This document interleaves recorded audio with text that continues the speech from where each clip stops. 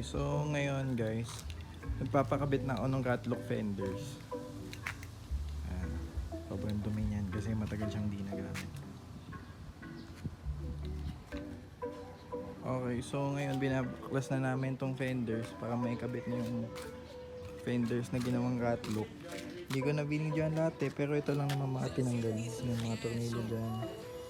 Tapos dalawa dito, isa doon sa ilalim. Tapos meron din dito. Ayan. Tapos dito.